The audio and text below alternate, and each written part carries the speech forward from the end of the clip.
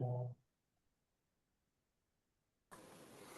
dia a todos, sejam muito bem-vindos. O meu nome é Inês Almeida e sou gestora de comunicação aqui da Câmara de Comércio e Indústria Portuguesa e estou aqui como anfitriã deste webinar. Dou também as boas-vindas aos nossos oradores, António Albino Marques, Rafael Chacon, Roberto Brandão, e à nossa moderadora Ana Estanqueiro. Gostaria de vos informar que este webinar está a ser gravado e que a gravação vai ser partilhada no canal do YouTube da CCIP. Informo também que o chat está aberto a todos que queiram fazer perguntas, que serão respondidas caso haja tempo. Passo então a palavra à Maria João Coelho, da Elecpor, e desejo-vos a todos uma boa sessão. Até já. Muito obrigada, Inês. Muito bom dia a todos. Sejam muito bem-vindos a este que é o primeiro webinar da Elecpor, aqui realizado em parceria com a CCIP.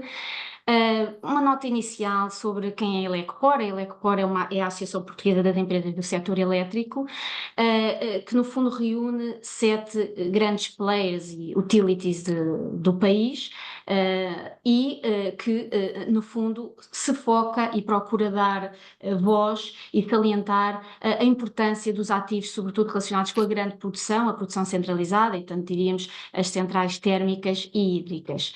Somos também o representante nacional na Associação Europeia do setor, a Euroelectric, e portanto por aí também procuramos fazer, enfim, o nosso trabalho de contributo para as políticas públicas europeias. Sobre o tema do nosso webinar. Como primeiro webinar, quisemos escolher uma peça incontornável e essencial no que é esta trajetória de transição energética que está em curso e, portanto, escolhemos o armazenamento de energia. Sabemos que o vetor eletricidade, no fundo, está a crescer de uma forma a nível global, de uma forma muito acelerada e mais do que todas as outras formas de energia, portanto, tornar-se-á o principal vetor energético a nível global, e tanto o armazenamento é aqui fundamental, não só como um ativo crítico para a segurança de abastecimento, mas fundamental para assegurar essa transição energética com cada vez maior integração de renováveis e também, no fundo, nessa trajetória de descarbonização que procuramos também realizar no contexto do setor da energia. Uma nota que gostaria de trazer, eventualmente já tiveram acesso ao último relatório de investimento da Agência Internacional de Energia, o World Energy Investment, e que, por exemplo, relativamente ao investimento em baterias, faz notar que desde 2015 para cá houve também uma grande aceleração do ponto de vista do investimento.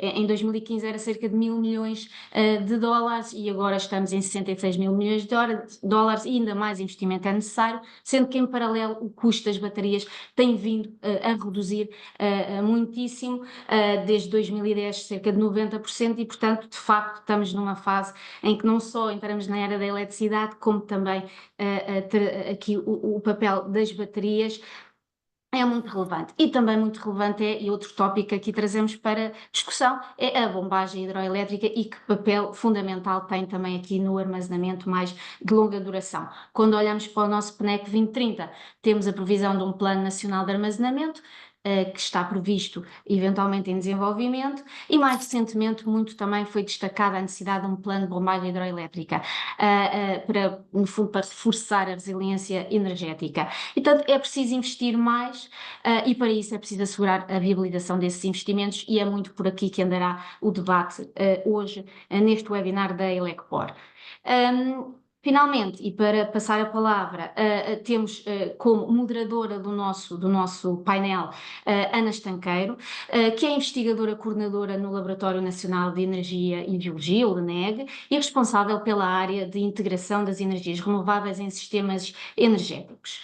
É também professora convidada da Faculdade de Ciências da Universidade de Lisboa, onde leciona os temas redes de energia e energia eólica. E é licenciada em Engenharia Eletrotécnica pelo Instituto Superior Técnico, com mestrado e doutoramento em Engenharia Mecânica, e desde 2023 é agregada em Sistemas Energéticos Sustentáveis pela Universidade de Lisboa. Agradeço muito a todos e, em particular, à nossa moderadora, a quem passa a palavra e vai fazer, no fundo, toda a gestão e dinâmica deste painel. Muito obrigada a todos e boa sessão. Muito obrigada, Maria João, pela apresentação detalhada, mais do que necessário, mas o que é importante hoje aqui, e o relevo vai para os nossos oradores, e temos três oradores de enorme relevo e experiência no setor. Eu vou começar por apresentar o engenheiro António Albino Marques, que é consultor na REN, tem uma vasta experiência no setor elétrico, somos mais ou menos da mesma altura, desde 84, foi diretor de operação no sistema elétrico e das relações institucionais da REN entre 2014 e 2023, e desde 2021 coordena a região continental europeia no Comitê de Operações da ENTSO-I, portanto eu presumo que está muito ocupado agora com os apagões e com as análises dessas coisas, e tem uma larga experiência em organismos europeus de representantes dos operadores da rede elétrica. É licenciado em Engenharia Eletrotécnica e mestre também em Sistemas de Informação pela FEUP. A seguir eu vou apresentar todos os oradores e depois vou dar a palavra. Temos também connosco o engenheiro Rafael Chacon Llorente, pronunciei mal de certeza absoluta, mas ele vai me desculpar, que eu agora não sei se dizer que é diretor de projeto, se foi diretor do projeto do Sistema Eletroprodutor de Tâmega, o maior investimento no setor elétrico em Portugal dos últimos anos, pelo menos das grandes centrais, e que tem uma grande experiência ao seu comissionamento e arranque em operação, e destaca-se como diretor da construção e de projeto deste tipo de investimentos, quer em Portugal e presumo que em Espanha, quer na empresa Neoenergia no Brasil. Como background, o engenheiro Rafael Chacon é licenciado e mestre em Engenharia Civil pela Universidade Politécnica de Madrid, e é também licenciado em Administração de Empresas pela Universidade Autónoma de Madrid. Finalmente, temos connosco uma representação do Brasil, com muito prazer, o Dr. Roberto Brandão, que é o diretor técnico do GESEL. O GESEL é o Grupo de Estudos do Setor Elétrico da Universidade Federal do Rio de Janeiro, e o Dr. Roberto Brandão coordena projetos de investigação, é o termo que usamos em vez de pesquisa, que é o mais brasileiro, nas áreas do planeamento energético, regulação e armazenamento de energia. Tem-se dedicado especialmente ao estudo de centrais hidroelétricas reversíveis e é uma referência em análises técnico-científicas para o setor elétrico brasileiro. Agora é um pouquinho talvez surpreendente, mas além de economista é filósofo, portanto eu acho que traz uma mais-valia a estes setores elétricos que é pouco comum e cada vez mais necessária, diria eu.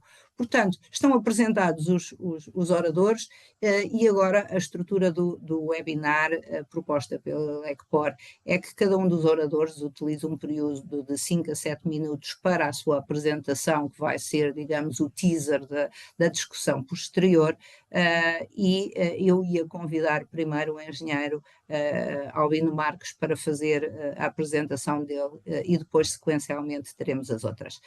Dava-lhe a palavra, engenheiro Albino Marques, por favor. Muito bem, Ana, muito obrigado pela simpática apresentação e queria agradecer à ELEC por o convite. É com todo o gosto que estou aqui para partilhar com vocês. Então, eu vou usar uma apresentação com alguns slides em que apresento uma visão daquilo que é hoje a composição do mix energético do sistema elétrico português, e depois ia focar-me mais na componente de serviço de sistema, portanto numa perspectiva de TSO, de gestor global do sistema. Então, vamos partilhar.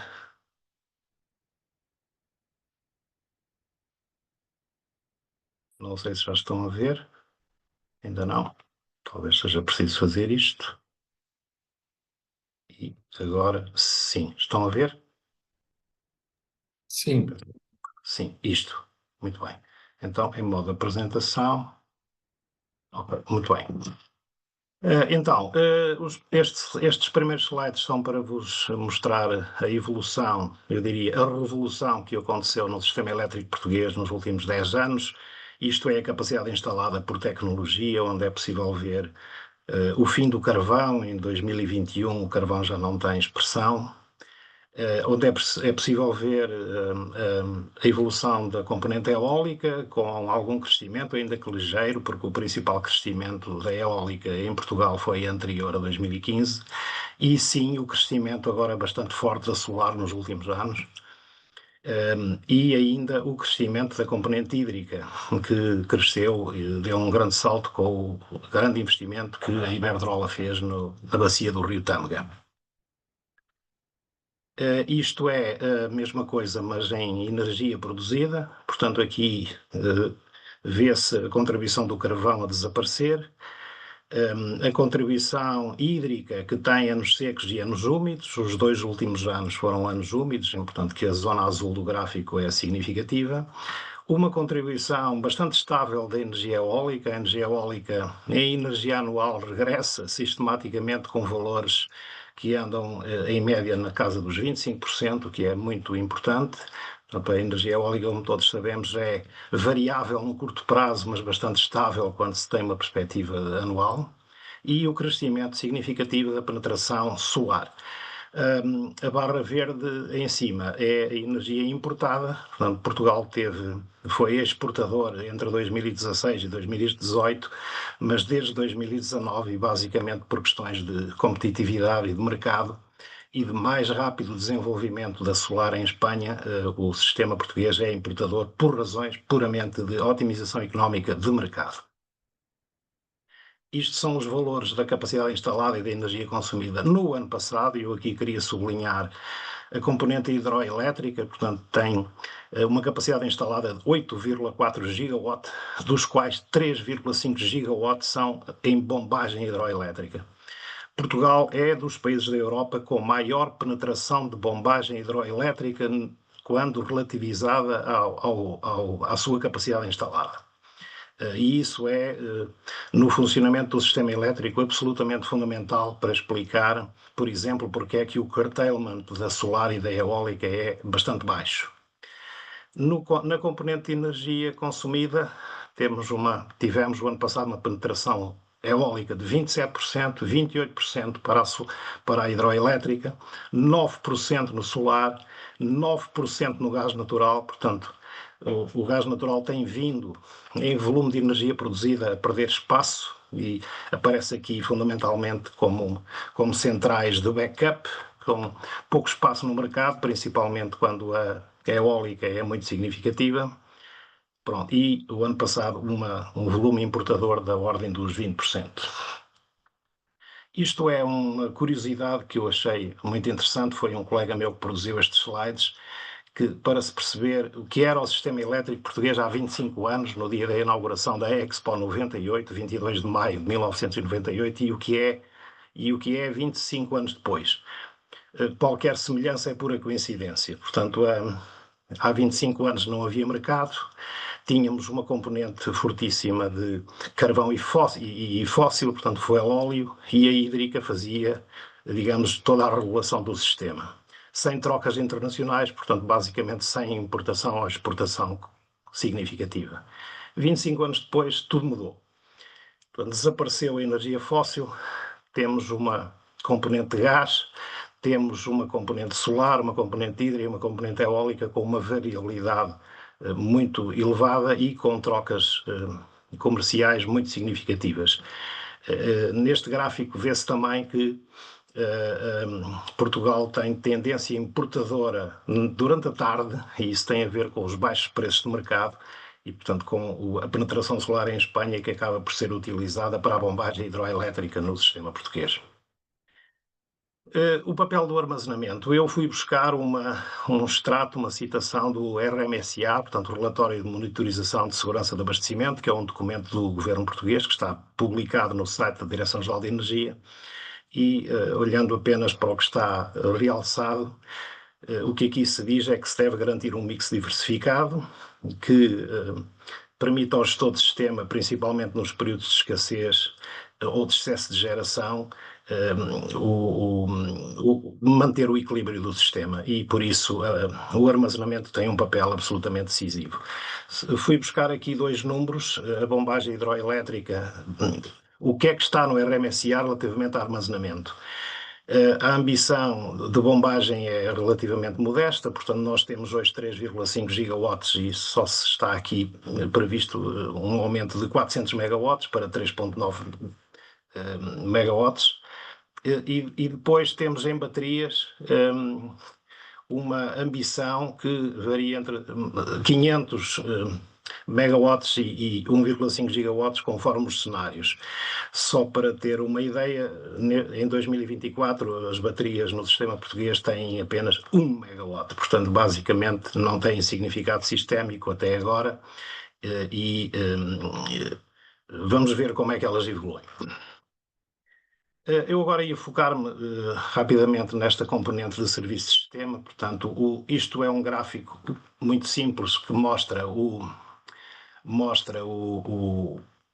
que são os serviços de sistema normalizados europeus, portanto há serviços de apoio à frequência que estão normalizados pelos códigos europeus e destes nós não podemos escapar e são a regulação primária, secundária e terciária, agora com nomes em inglês, portanto Frequency Containment Reserve, Automatic Frequency Restoration Reserve, Manual Frequency Restoration Reserve e Replacement Reserve.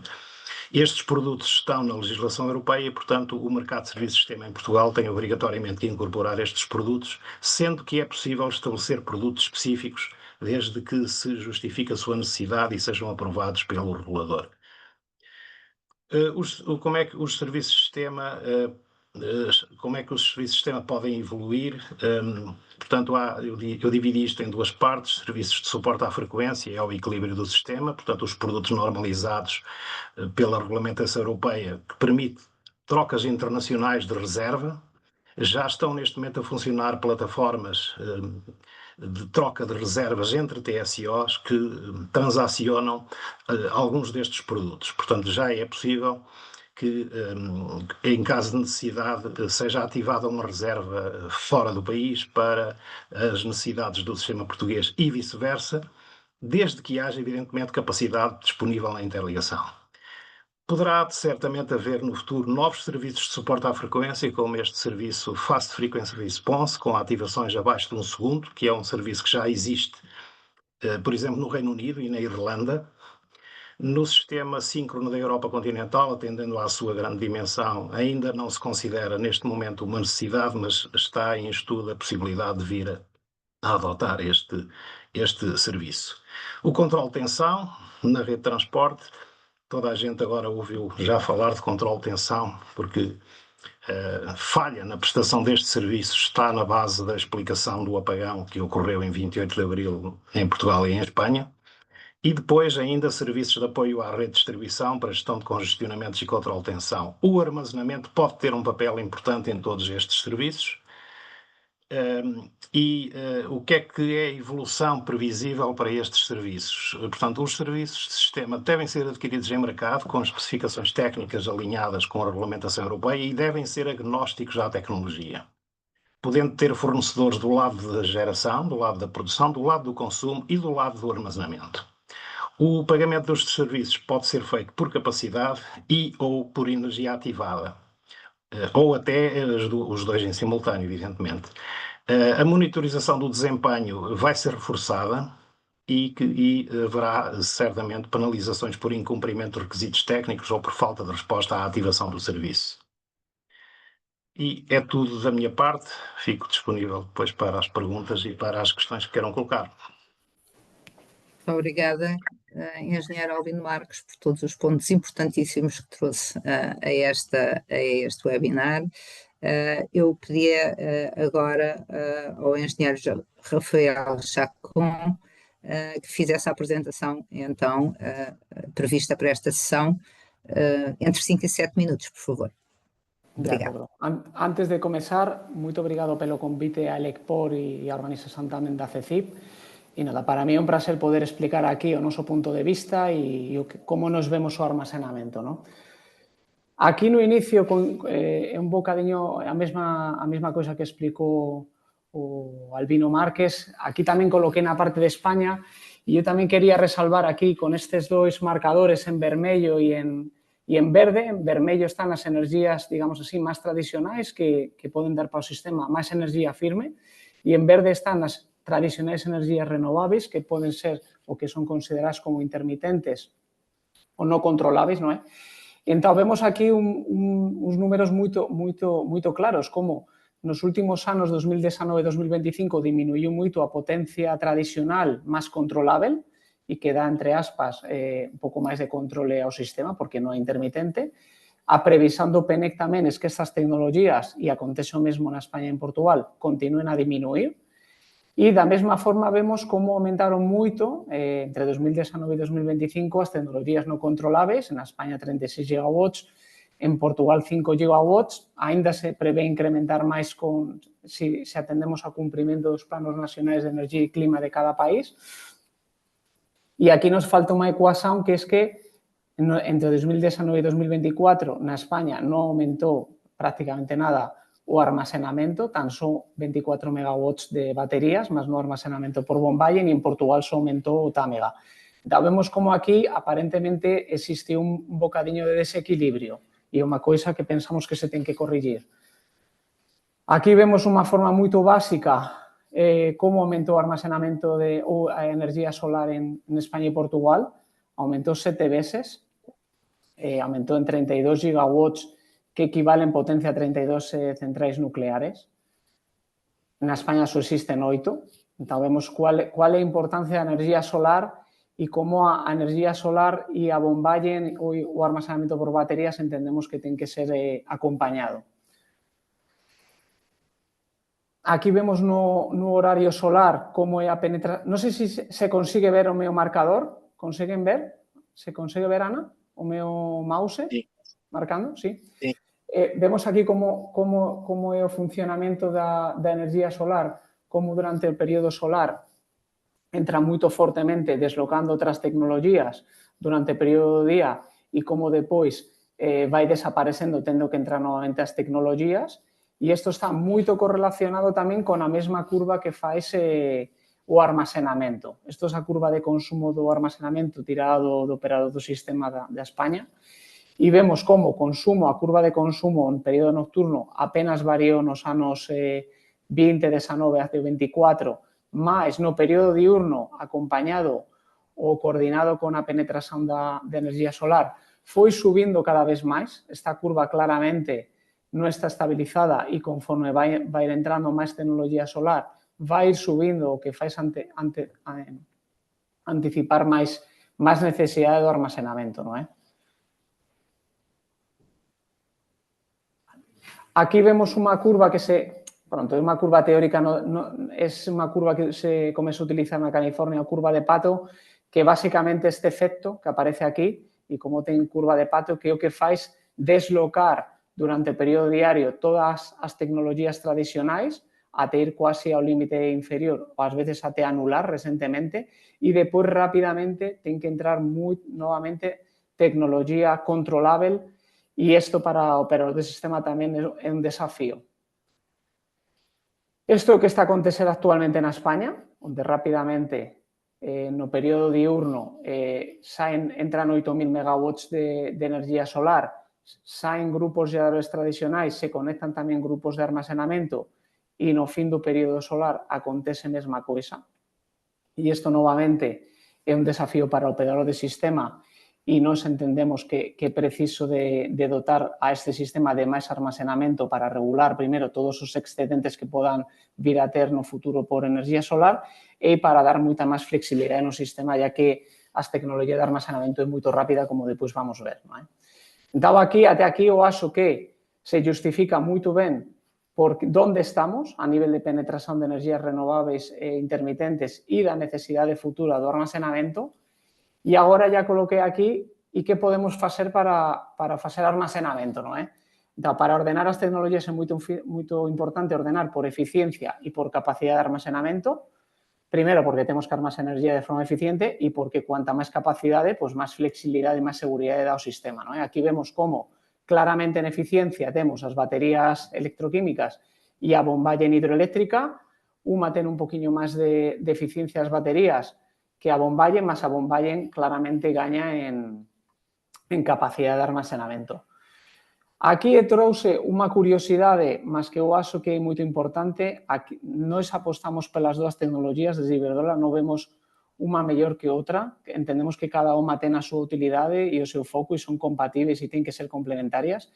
E a China, como referencia, que é o maior fornecedor de baterías electroquímicas a nivel mundial, está a facer a mesma coisa. Dentro do mix energético da China, na Bomballen agora mesmo posúe 50 gigawatts e ten 125 proxectos en construción. Con isto vai chegar até os 120 gigawatts de potencia instalada en 2030 e aínda dentro dos seus planos na súa planificación está previsto chegar aos 400 gigawatts en 2035. E China tamén, obviamente, está apostando nas baterías, porque posúe agora 30 gigawatts e vai chegar a os 100 gigawatts en 2030. Que quer dizer? Que a China vai quase triplicar até 2030 a súa capacidade de armazenamento. E, por último, simplesmente aquí unha comparativa, tal vez é moito obvio para as persoas que están atendendo o webinar, mas eu achaba tamén que era importante, unha comparativa entre as dúas tecnologías máis competitivas e que poden convivir de unha forma máis lógica no momento actual, que é a Bomballen hidroeléctrica e as baterías. Claramente a Bomballen está limitada en locais, as baterías non. O período de construción sabemos que a Bomballen é superior que das baterías. Pelo contrario, a Bomballen ten unha vida útil, nós sempre falamos de 75 anos, mas claramente pode ser superior con algunhas mínimas adaptacións. Das baterías actualmente se está falando de máis ou menos 15 anos. En cuanto a las de armazenamento e de seguridade de abastecimiento, a Bomballen claramente superior, porque no mínimo sempre falamos de 15 horas, mas se pode falar de moitas máis, en cuanto que as baterías sempre falamos de 2 ou 4 horas. En potencia, a Bomballen, temos o proxecto Támega, mas con 880 megawatts de Bomballen, mas cando falamos de proxectos de Bomballen falamos sempre en torno aos 1000 megawatts facilmente. En cuanto ás baterías, 100 megawatts já é moito. O CAPEX moito máis elevado en Bomballen que en baterías, embora o kilowatt instalado hora é máis caro en batería. E en ambos casos a exploración é moito baixa, o tempo de resposta nas dúas é moito rápida e o rendimento un poquinho superior por un 5% nas baterías. Pelo contrario, vantaxes que pode ter a Bomballen. Primeiro, que é autóctona, porque cada país pode ter a súa autosuficiencia energética sin depender das baterías que ven de fontes externas. E faz unha coisa que tal vez as baterías non facen tanto, que é trazer moita dinamización na economía, ya que cría moito emprego cualificado na región e no país, con engenhería, construción, fornecimento, ayuda a fixar populación. E, alén de todo isto, a Bomballen trae unha seguridade enorme para o sistema hidroeléctrico pela súa capacidade de reservar enerxía. E, da miña parte, non tiña moito máis alén do debate. Muito obrigado. Muito obrigada, Rafael Chacón. Já agora havia uma barra na sua apresentação por baixo, eu presumo que não via, mas tem origem do seu computador, porque está em espanhol. Só para futuras ocorrências eu decidi não interromper.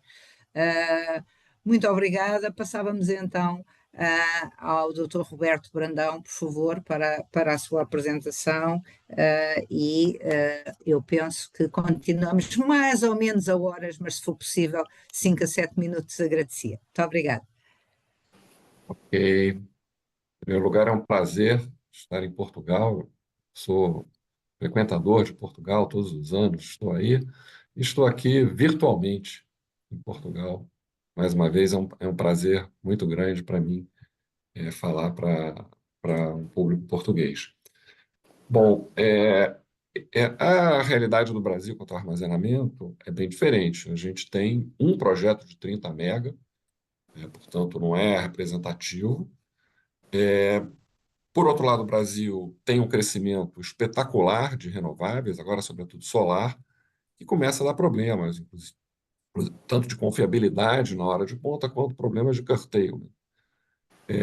A gente não tem armazenamento no sentido estrito, mas temos mais de 100 gigawatts de capacidade instalada de hidroelétricas, muitas delas com reservatórios, inclusive, muito grandes, que até hoje, até recentemente, eram suficientes para para equilibrar o sistema, atendimento de ponta, evitar custeio, mas já não mais. Em função disso, o governo brasileiro lançou uma consulta pública para um leilão público para a contratação de projetos de armazenamento.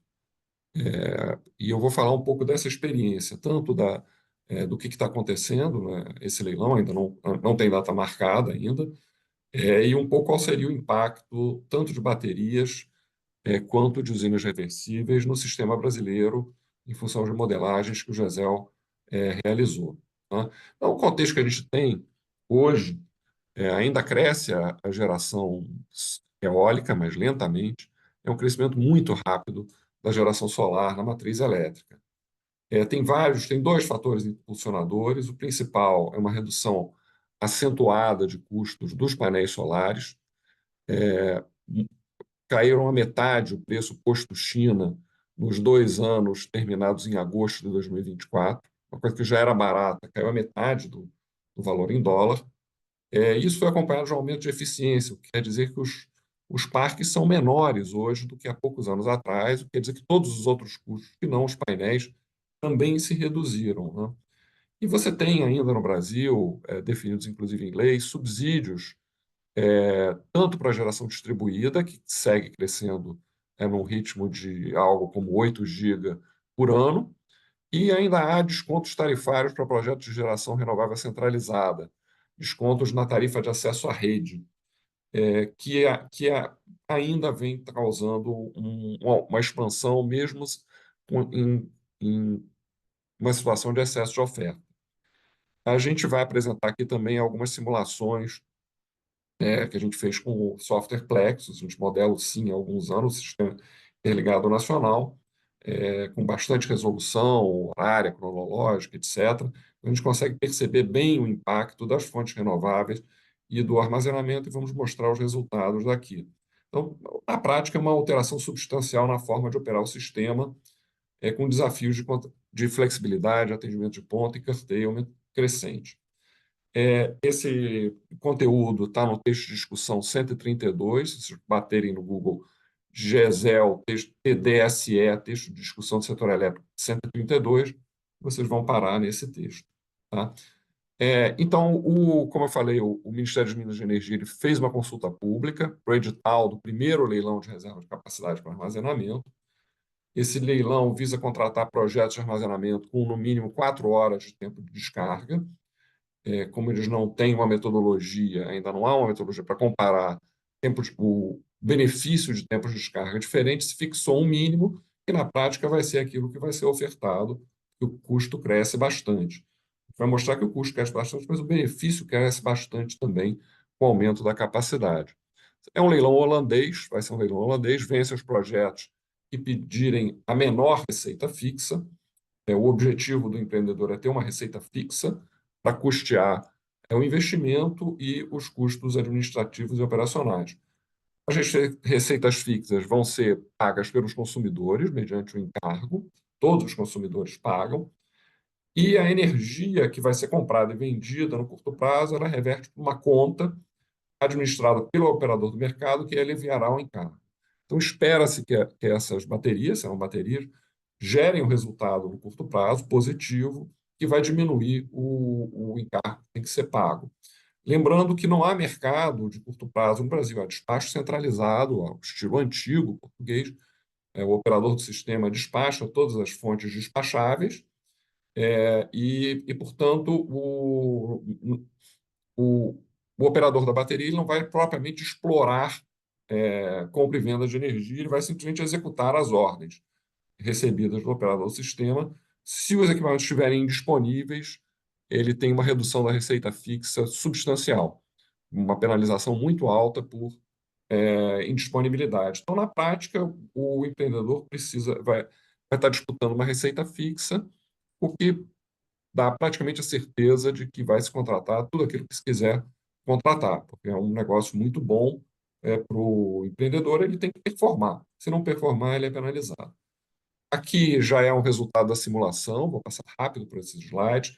É um mix de geração, aqui é gigawatt-hora, não é capacidade instalada, que a gente, nas simulações do GESEL, está projetando para 2030. É um sistema ainda predominantemente hídrico, quase 60%, 12% térmicas, inclusive biomassa nuclear e térmicas baseadas em combustíveis fósseis, e mais ou menos 15% de eólica e solar, um pouco mais de eólica ainda em termos de energia. Em termos de capacidade instalada, a solar bem maior. Aqui é uma projeção do diagrama de carga. Em preto, nós temos a carga global, que é a carga que efetivamente os consumidores, mesmo que abastecidos em suas próprias residências, têm. E as outras fontes, né? A térmica em cinza, verde, a eólica, amarelo, a solar, já quase 50 GB na hora do almoço, e a carga líquida, que é o que o operador do sistema precisa perseguir em vermelho. Então, você começa a ter uma rampa e você já começa a ter uma curva do pato mesmo nos dias de semana. Hoje em dia, essa curva do pato não é pronunciada, exceto nos fins de semana, que ela já é muito pronunciada e vai ficar mais ainda pronunciada, não trouxe o gráfico aqui, em 2030. Uma das consequências, tem várias consequências. Uma é essa rampa, que aqui ela está na média, mas ela pode ser muito mais inclinada do que isso. Ela é desafiadora. Você tem, nas horas de muito sol, você tem um risco de curtailment considerável.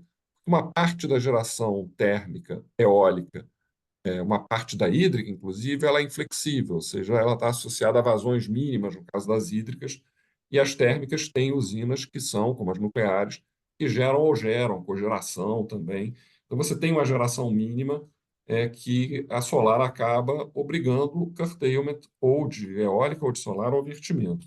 Aqui a gente tem uma estimativa do curtailment nos dias de semana em 2030. Você vê que nas séries muito úmidas, com muita água, você tem curtailment na faixa de 8 GB, no pior caso, né? Ou alguma coisa como 2, 3 GB, sem armazenamento. E nos fins de semana os volumes são muito maiores, alguma coisa frequentemente acima de 10 GB, na média dos fins de semana do ano, né? E você tem também de madrugada, você pode ter curtailment no final da noite, mais relacionado aqui à geração eólica, dias de geração eólica mais fortes. Eles trazem, esses projetos de armazenamento vão trazer vários benefícios para o sistema, potência firme para atendimento da carga no início da noite, quando não há sol e pode não haver vento e pode ter um ano seco. Então, a gente precisa de potência firme, seja de térmica, seja de baterias, seja até de hídricas, né? Redução de curtailment de vertimentos, flexibilidade.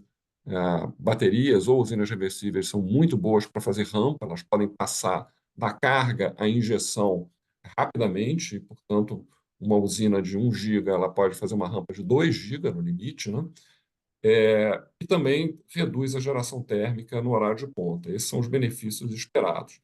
Aqui é a operação esperada num dia útil de outubro de 2030 da bateria.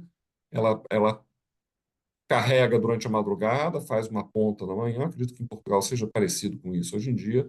Ela carrega novamente durante o dia e descarrega na parte da noite. Uma bateria de 4 horas na região sudeste. Aqui a diferença de uma bateria para uma reversível de 20 horas na simulação. Então você tem, em laranja é a bateria de 4 horas, e aqui seria em azul, no fim de semana, né, que é a operação de fim de semana, de uma reversível. Ela basicamente no fim de semana ela carrega durante quase todo o dia. Isso é a média de 40 cenários, 365 fins de semana, 365 sábados, 365 domingos, 40 séries de cada um. Então, um comportamento bastante previsível. Ela carrega durante a madrugada, na média, contribui para reduzir a ponta da manhã também, mas em carrega fortemente durante as horas de sol, descarrega durante a noite. Durante a semana, ela tem um comportamento parecido, diário, né, com a bateria, mas ela descarrega muitíssimo mais à noite, porque ela está descarregando não só o que ela carregou durante os dias da semana, mas também o que ela carregou nos fins de semana. Aqui você vê a diferença em termos do armazenamento, né? Em azul, novamente, a reversível, ela a começar a semana operativa no Brasil começa no sábado. Ela carrega no sábado, descarrega de noite, carrega mais do domingo, descarrega de noite, carrega mais ainda na segunda-feira e vai descarregando até Roberto, o final da sexta-feira. Sim? Roberto, vou pedir que acelere, já passaram 10 minutos. Ah, ok. Está bem, Então, aqui obrigada. é o último slide. Aqui é o efeito no balanço de energia de uma bateria de 4, de 6 horas ou de 20 horas. Então, repare que a bateria ela faz com o mesmo vento, o mesmo sol, a mesma água, você tenha mais geração, ou seja, menos curtailment, menos vertimento. E, naturalmente, a bateria maior evita mais vertimento, né? 200, uma bateria de 1 giga é como se fosse uma usina de 211 mega de base, em termos de energia. E uma reversível mais ainda. Naturalmente, tem as perdas, né? Mas ainda assim você tem uma redução expressiva da geração térmica e também da energia não suprida esperada, ou seja, ela de fato atende ao objetivo de fornecer potência firme. Então, eles são projetos de armazenamento têm funções-chave num contexto forte, barateamento e crescimento das fontes renováveis, leilão de reserva de capacidade, esse é o primeiro passo para a introdução de armazenamento no Brasil, e os sistemas de bateria são adequados para atendimento de ponta e regularização diária, e as usinas reversíveis também, bombagem, né, também endereçam o problema das sobras maciças de energia nos fins de semana. Desculpe ter demorado mais, mas terminamos por aqui. Obrigado. Muito obrigada aos três apresentadores. Já tive um puxão de orelhas pela doutora Maria João Coelho, porque deixei falar mais 2 minutos o Rafael Chacon e o Roberto Brandão. Penso que o engenheiro Albino Marques se portou relativamente bem. Eu é que me portei mal, que não os devia ter deixado deslizar. Ora, muito bem, vamos então à nossa pergunta e abrir a sessão de debate. Eu estava aqui a tentar e convido a assistência a colocar questões via chat, questões essas que vão ser respondidas e escolheremos aquelas que acharmos mais representativas para toda a audiência, mas enquanto essas perguntas via chat não aparecem, eu ainda não estou a ver nenhuma, eu vou introduzir alguns desafios e questões aos nossos oradores. Em primeiro lugar, nós sabemos que a integração de fontes renováveis variáveis no tempo, como a solar fotovoltaica e a eólica, levantam desafios significativos e adicionais ao planeamento e operação dos sistemas elétricos, isso é claro para todos. E que uma das principais soluções para dotar os sistemas elétricos das necessárias flexibilidades passam pelo reforço dos sistemas de armazenamento de energia, em particular na fase de transição energética que estamos e com metas de quase total descarbonização. Portanto, a primeira pergunta que eu colocava era, no caso, porque são as tecnologias que aqui estão a ser abordadas por este painel, no caso das tecnologias de armazenamento convencionais, nomeadamente hídrico e eletroquímico, que estratégias de adaptação estão já em curso ou a ser equacionadas no contexto da atual transição energética para se adaptar a uma nova realidade de sistema elétrico que é dominado pela geração de tecnologias renováveis variáveis no tempo? E começava pela ordem das apresentações, mas se quiserem alterar estejam à vontade, mas começava por, se for possível, pelo engenheiro Albino Marques, se quer contribuir para esta minha interrogação. Muito bem, Ana, obrigado. Bom, então, a bombagem hidroelétrica já está hoje perfeitamente integrada, quer no mercado grossista, diário, intradiário e também no mercado de serviços de sistema na configuração que ele tem hoje. E como eu disse há pouco, a bombagem hidroelétrica é absolutamente essencial para explicar o baixo valor de curtailment da eólica e solar que o sistema português apresenta. E quando se fazem comparações com outros países, nós temos um curtailment médio que é inferior a 4%, entre 4% e 5%, que é muito bom, tendo em conta a dimensão do nosso sistema e a dimensão da penetração eólica e solar. No caso das baterias, bom, as baterias ainda estão numa fase inicial de integração no mercado. na prática estão agora a aparecer e, portanto, as baterias têm que fazer o seu caminho no mercado, têm que vender a energia no mercado grossista ou através de mecanismos de contratação de mais longo prazo. O que está ainda com necessidade de adaptação é o mercado de serviço-sistema e, para isso, a REN está a trabalhar para adaptar as regras desse mercado de maneira a facilitar o business case dos investidores que querem colocar baterias. As baterias têm características muito boas para a prestação de serviços, por exemplo, de apoio à frequência, pela rapidez de resposta, e também têm o seu papel no controle de tensão, que é uma matéria que está hoje, veio agora ao de cima, como eu referi há bocado, por causa do apagão ibérico. E, portanto, as baterias vão ter que fazer o seu business case numa componente entre a venda da energia e a arbitragem do mercado e o mercado de serviço-sistema, que é uma oportunidade significativa e que penso até pode ser decisiva para a velocidade com que elas vão aparecer no sistema português. E para já ficava por aqui. Muito obrigada e já ilustrou muito bem. Eu passava a palavra agora ao Rafael Chacon, se quiser contribuir também para esta pergunta. Sí, eu além da parte de operación que diría que, como decía o Albino Márquez, realmente a hídrica ya está integrada, eu focaría tamén, o sea, obviamente nos precisamos de ir a unha economía descarbonizada, como falei na presentación, estamos eliminando energías baseadas en fuel, la tendencia de eliminar gas, queremos máis solar, máis eólica, só que acontece unha coisa, non temos curtailments en Portugal, ou temos menos curtailments que en outros países, mas os preços nos horarios solares son moito, moito baixos. Esos preços non están sendo moito atraentes para os investidores en energías renováveis. Tomadas vías, além da aumenta da procura, que é un desafío que ultrapasa, obviamente, o que eu posso falar aquí, mas é o armazenamento. O armazenamento como tal pode conseguir claramente e como objetivo final, além de eliminar curtailments, pode vir a diminuir o preço final do spot que nós temos, horario, no final o spot medio de 24 horas.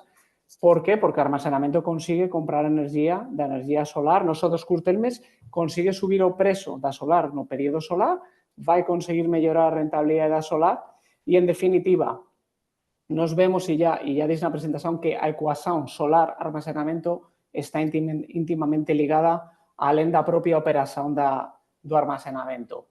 Só que o armazenamento agora mesmo ten moitos desafíos. Na parte da Bomballen temos desafíos moito importantes além da parte técnica, da parte de como se retribúe, non é? Porque son proxectos altamente intensivos en CAPEX e temos que ver, son proxectos superinteresantes para o operador de sistema, todos queren, porque son proxectos que dan moita firmeza e moita seguridade. As baterías tamén ten a súa utilidade porque tamén consiguen facer unha boa gestión do consumo que ás veces nin todos os proxectos de Bomballen conseguen, tamén actúan en áreas congestionadas de áreas renovables máis a nivel local, tamén son moito boas, só que até agora os planos que estamos vendo non están sendo suficientemente atractivos para conseguir que os investidores se lancen nestas tecnologías. Na parte de Bomballen nos vemos con moito interesante o programa que en Portugal ten sido anunciado do Programa Nacional de Desenvolvemento de Armazenamento, que fala tamén de aumentar a perspectiva de Bomballen para 2030 ya, non, tal vez alén. Da parte de baterías, existe un fondo de ayudas do PRR que tenta ayudar, mas é pior do que está aparecendo na España, e na España tamén simplemente dizer, están aparecendo programas con mellores ayudas nos investimentos e dando máis flexibilidade nas baterías, nomeadamente a carregamento da rede.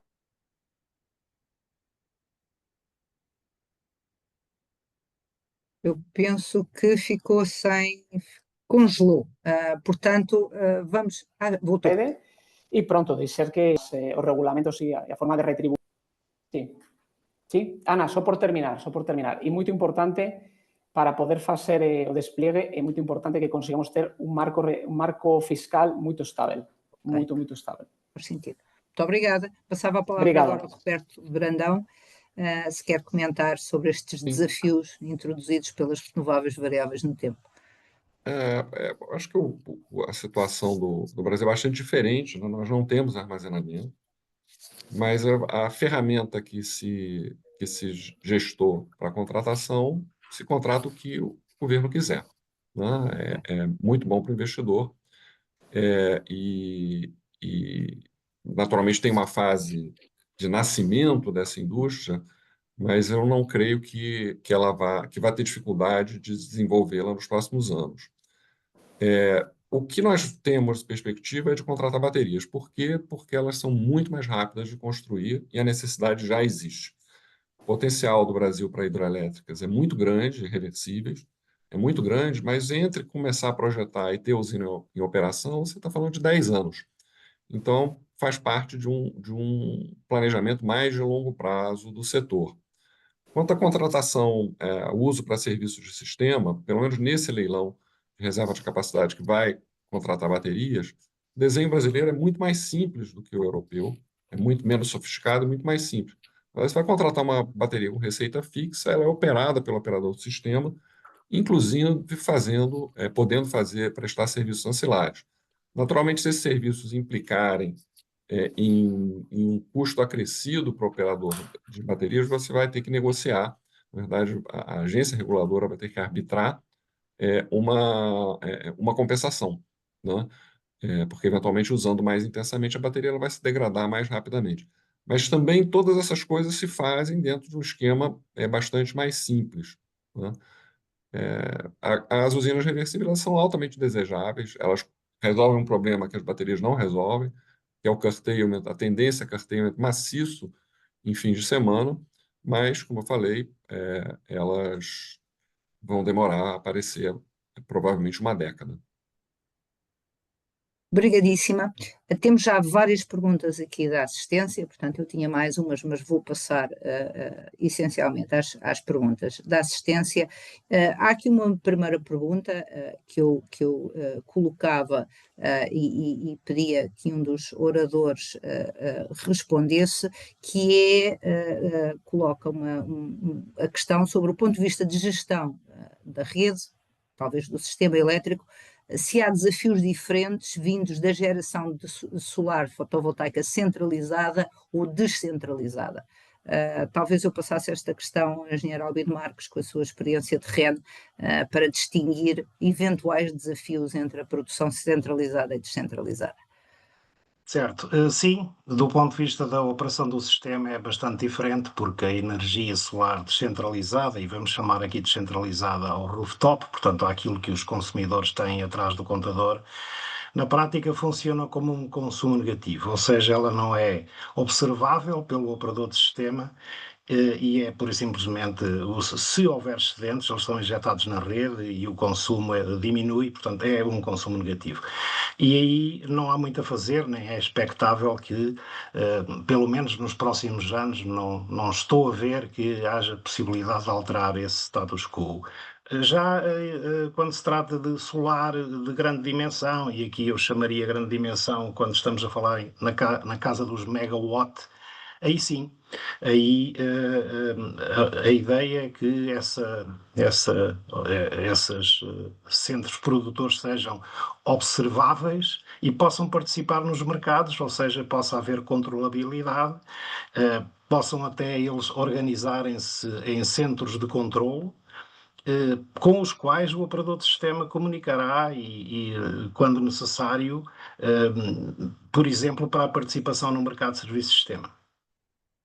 Portanto, de Muito facto, a situação obrigada. é bastante diferente, sim. Muito obrigada. Eu agora tinha uma pergunta, penso que esta pergunta de alguma forma já foi abordada nas 3 apresentações, mas passava de qualquer modo ao Rafael Chacon, uma pergunta da assistência que pede que identifiquem quais são os principais desafios que se colocam ao armazenamento e bombagem hidráulicos, se é a rapidez, se é o custo ou se existem outros que consiga identificar. Bom, a ver, eu acho que diría que teremos 3 vertentes. A primeira é a tramitación. Ten que viabilizarse, ser moito máis ágil. Isto parece que é unha coisa que se di sempre, mas realmente son moito demorados. Sería o primer punto. O segundo punto é previsibilidade de ingresos, de alguma forma. Isto que quer dizer? Como dicía, cada vez vamos menos ou vamos máis, ou supostamente a ter máis solar, non é? Para ter máis solar precisamos de máis armazenamento. O armazenamento actualmente, a maior parte dos ingresos ven da arbitragem de preços. Cuanto máis armazenamento coloquemos, probablemente vamos ter menos arbitragem de preços, porque vamos ter unha curva de preços moito máis estável e con menos diferenza entre período diurno e nocturno, o cual tamén, eu acho que é moito bom porque vai dar moita previsibilidade de preço. Que acontece? Se a Bomballe non conseguir retribución dese arbitraje de preços, ten que conseguir esa retribución de outra forma. Esa forma consiste en dizer todos os servizos que todos entendemos que son moito bons, chámese reserva energética, chámese flexibilidade, chámese control de tensión, chámese control de frecuencia, chámese Black Start, ten moitos servizos que presta Bomballe, ten que monetizarse de alguma forma, alén do pouca ou expectabilidade sobre o spread de preços. Entón, esa sería unha vertente. E a terceira, eu diría que esa parte regulatoria e que insistía na primeira pregunta é fiscal. Temos que ter unha visibilidade a longo prazo. Estes proxectos son de investimento moito altos, o amortecimento dos investimentos son a moito longo prazo, non pode mudar a carga fiscal constantemente. E iso é super importante tamén. Entón, diría esas tres. Ok, obrigada. Eu agora vou passar, há aqui várias perguntas muito específicas na audiência, mas vou passar uma pergunta mais geral que tinha pensado ao painel, que tem a ver e que foi ilustrado por várias das apresentações. O Brasil, o Roberto disse que tem uma situação levemente diferente, mas poderá também responder e ilustrar a situação brasileira. Nós, na Europa, temos neste momento, diria eu, dificuldades no que respeita, reconhecemos a necessidade do armazenamento de energia como mecanismo de flexibilidade para sistemas com grande participação renovável variável no tempo. De qualquer modo, não temos assegurada a sua viabilização via mercado. E esse era o desafio que eu colocava aos três painelistas, por ser mais genérico do que as perguntas que aqui encontrei, que é o que é que veem como a curto, médio prazo que garanta que nós vamos ter a capacidade instalada de tecnologias de armazenamento de energia necessárias à flexibilidade do sistema elétrico nos próximos, diria eu, num horizonte a 2030, 2035. Obrigada. Podemos começar pela ordem normal. Até agora, Engenheiro Albino Marques, por favor. Muito bem. Então, penso que a Ana se está a referir às baterias, não é? Portanto, como é que o que é que se poderia fazer em relação às baterias? Baterias, também... eu penso também baterias e, aliás, novas unidades, por exemplo, bombagem pura e outras soluções em que nós olhamos para os mecanismos de incentivo ao investimento e elas têm dificuldade em recuperar o investimento feito. Sim, bom, portanto aí, no caso do business case de não se conseguir fazer com aquilo que é óbvio, ou seja, a arbitragem no mercado e uma componente adicional de serviço de sistema, a única possibilidade era atribuir um incentivo ao investimento, como aliás foi feito quando Portugal lançou o Plano Nacional de Barragens e, por exemplo, a Iberdrola obteve um incentivo ao investimento significativo que penso que foi importante para que esse investimento se concretizasse. Mas aí os investidores têm que, e sabem fazer isso melhor que ninguém, avaliar exatamente como é que está o business case e que perspectivas é que existem. Muito obrigada. Passava então a questão ao Rafael, por favor. A ver, recentemente, bueno, nos últimos anos na Europa se está falando moito dos mecanismos de capacidade. Eu acho que está a ficar moito famoso, non é? Sin ser especialista en absoluto en regulación, mas alguna cosa claro que sí que toco. Aquí eu vejo, é uma possibilidade, ou nós vemos uma possibilidade, a realidade é que está sendo muito devagar, porque para poder desenvolver um mecanismo de capacidade, o primeiro que cada país tem que demonstrar é que existe um problema de segurança de abastecimento com uma metodologia acreditada pelo ACER, que é o coordenador dos reguladores a nível europeo, com uma metodologia, obviamente, tipificada. Então, o que acontece? Existe muita variedade de opinión sobre esta metodologia, non é fácil de chegar a un entendimento entre os operadores do sistema. No caso de España parece que pode avanzar a curto prazo, até 2030 parece que tal vez pode avanzar alguma coisa. No caso de Portugal parece que por enquanto esa vía non está a ser un camiño fácil. E, en definitiva, parece que un dos motivos de que non seja fácil o camiño é que unha das asuncións que se facen na metodoloxía era o cumprimento integral dos planos nacionais de enerxía e clima. Então, claro, se tú consigues, se tú avalías cual é a seguridade de abastecimento entendendo que cumpres todos os teus objetivos, te leva a que tens feito moito ben o teu traballo, efectivamente, tens feito ben o plano de enerxía e clima, mas non consigues justificar facer que un mecanismo de capacidade sea realidade e que ayude ás tecnologías de almacenamento. En definitiva, falaba antes tamén, eu acho que temos que conseguir explicar a todas as entidades que están envolvidas a nivel europeo, nivel país, no que sea posible, pode ser mecanismo de capacidade, pode ser monetizar os servizos que son criados. Antes Albino falaba. Desde que eses servizos sellan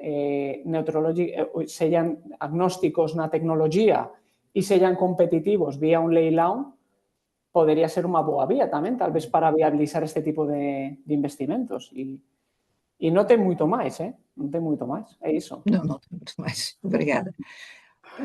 Roberto Brandão, quer acrescentar com a experiência que tem no Brasil, levemente diferente? Eu acho que o Brasil ele é uma experiência que pode dar um pouco de sobriedade, porque a gente tem a experiência de um sistema praticamente descarbonizado há muitos anos, né? Então, no Brasil, você consegue, durante anos, durante meses, atender com hídrica e renováveis todo o consumo 24 horas por dia, 7 dias por semana, durante meses, durante muitos meses. E nessa situação, o que você tem? Preços igual a zero, 24 horas por dia, 7 dias por semana. Então, e com projetos de armazenamento hídrico, né, funcionando, né, geram mais na ponta, menos durante o dia. Isso é assim há muitos anos, muitos e muitos anos. Óbvio que a receita não vai poder vir da venda de energia no curto prazo, senão você não paga os investimentos. Isso aí a gente já conhece há muitos anos. Ou seja, as tecnologias que vocês estão massificando aí, que nós já temos no Brasil há muito tempo, são tecnologias de custo marginal zero. Se a usina marginal tiver custo marginal zero, o preço será zero também. E mecanismos de capacidade parecem ser uma boa saída, é o que a gente está fazendo no Brasil. Os projetos de armazenamento vão ser contratados por leilões de capacidade, onde a usina, na verdade, fica disponível para o operador do sistema despachar como ela quiser, da mesma forma que ele faz com as hídricas e com as térmicas também, né? Então, você tem uma receita fixa e, em cima disso, viabiliza tudo. Isso parece futurista para vocês, mas se a descarbonização avançar com tecnologias de custo marginal zero, ela reduz os preços e ela iguala o preço a zero mesmo na hora de ponta. Isso a gente sabe no Brasil há muitos anos e outros sistemas muito hídricos, isso acontece também. Então, acho que esse é o alerta, né? Eu agradeço pela sua resposta. O preço de curto prazo não viabiliza investimentos de longo prazo. Dificilmente, e quanto mais renováveis variáveis no tempo estivermos no sistema, menos se viabiliza. Nós estamos Ana, só uma observação. Também não conseguimos, infelizmente, importar um rio brasileiro para a Europa, provavelmente. seria muito útil, certamente, seria muito útil, mas eu agora, se a doutora Maria João Coelho me autorizar, faria uma última pergunta da audiência. Eu penso que nós temos aqui ainda muitos participantes, portanto, quer dizer que se os nossos oradores estiverem disponíveis, eu usava até às 12h40 e introduzia aqui uma última pergunta da audiência antes de terminar este debate, cumprindo assim os 30 minutos. E esta última pergunta é: como encaram a utilização de sistemas de armazenamento de energia como ferramentas estratégicas para gestão ativa no mercado OMIE? Isto é uma pergunta mais europeia ou mais ibérica, peço desculpa ao Roberto, mas nomeadamente aproveitando períodos de menor preço para carregar a partir da rede e injeta nos momentos de maior valorização. Portanto, isto é a situação da arbitragem. Em princípio, esta abordagem é tecnicamente viável. Eu introduzia aqui uma outra vertente, que é: não faltará, quando vemos os períodos longos de preços negativos que estamos a observar, não faltará concorrência no mercado de armazenamento, hoje em dia na Europa, e como exemplo no MIBEL. E lançava este último desafio, se quiserem responder, evidentemente. Obrigado. Rafael, talvez seja mais, não sei, quer responder? A verdade é que non entendí moito ben a pergunta. O sea, a ver se eu entendí. Nós o que vemos é que simplemente a bomballen hoxe en día simplemente con arbitrallen de presos para un proxecto que, como falamos, a vida útil é de moitos anos, tamén o amortecimento é en moitos anos. Nós non vemos ao longo prazo que ese spread de presos seja suficiente para garantir o retorno de investimento a longo prazo. Non sei se esa é a resposta, mas entendo que a pregunta iba por aí, non é? Que por que si só con arbitrallen de presos que existe no mercado spot non é suficiente. Nós non vemos iso. Eu non sou especialista en gestão de energía, mas os colegas que dentro de Iberdrola que se dedican a isto non enxergan essa viabilidade no longo termo. Ok. Eu posso acrescentar também uma coisa. Nós escrevemos um texto que foi agraciado com uma menção honrosa no Prêmio MIBEL, recentemente. E justamente um dos pontos importantes é mostrar que a operação de sistemas de armazenamento baseada em ofertas de preço, ela não dá uma solução ótima para o despacho do armazenamento. Por quê? Ela dá uma solução ótima enquanto você tiver tecnologias com custos variáveis substanciais sendo despachadas todos os dias, ainda que não o dia inteiro. Mas quando você começa a realmente descarbonizar com tecnologias de custo marginal zero, você precisaria injetar energia com preço zero. E esse sinal não é dado por oferta de preço. Você tem que carregar a bateria com preço zero e injetar de novo com preço zero, porque se você não fizer, tem que chamar uma térmica, né? Então, na verdade, a bateria ou a reversível passaria a ter poder de mercado, porque se ela não oferece, o preço sobe, né? Se tiverem muitos agentes, o preço vai a zero ou a ínfimo. Então, de fato, o despacho de baterias mediante ofertas de preço no mercado, ele funciona muito bem enquanto você tiver bastante térmicas, ainda que renováveis, com custos variáveis, no sistema. Quando você passa a não ter, que é o que o Brasil não tem poucas, e às vezes não precisa de nenhuma, o despacho centralizado acaba sendo o único que consegue dar uma solução ótima. Engenheiro Albino Marques, quer acrescentar alguma coisa? Esta observação do colega brasileiro é interessante. Quer dizer, é evidente, o sistema europeu, se houvesse uma placa de cobre, isto é, se não houvesse restrições nas interligações, o mix global europeu era muito interessante e aí havia garantidamente mais oportunidades para investimento em solar e em armazenamento. A questão é que há restrições físicas na capacidade de transporte e, por exemplo, na Península Ibérica, todos sabemos que há a restrição dos Pirineus, portanto, a capacidade de trocas com França é muito limitada, considerando a capacidade instalada em Portugal e Espanha. E aí a questão torna-se mais complexa porque o nível em muitas horas acaba por funcionar como um mercado quase isolado. Senão a situação era bem diferente. Pá, mas esta é a realidade que temos e vamos ter ainda durante alguns anos. A capacidade de interligação com a França vai subir até 2028, 2029, quando houver a nova interligação que está em construção, mas mesmo assim ainda será insuficiente. E eu não vejo na próxima década grandes alterações em relação a isso. Muito obrigada. Eu tinha mais perguntas, mas não tenho mais tempo. Portanto, caso sejam colocadas estas perguntas também disponíveis no chat, que os nossos oradores queiram responder e tenham um mecanismo através da Elecpor, eu convido-os a fazer.